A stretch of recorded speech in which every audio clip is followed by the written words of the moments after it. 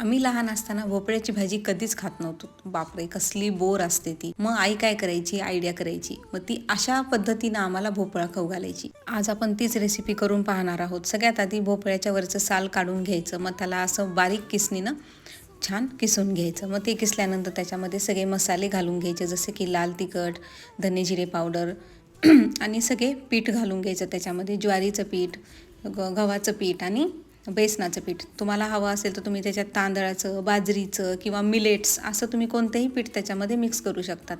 मग याच्यामध्ये छान कोथिंबीर घालून त्याला पातळ असं छान मळून घ्यायचं.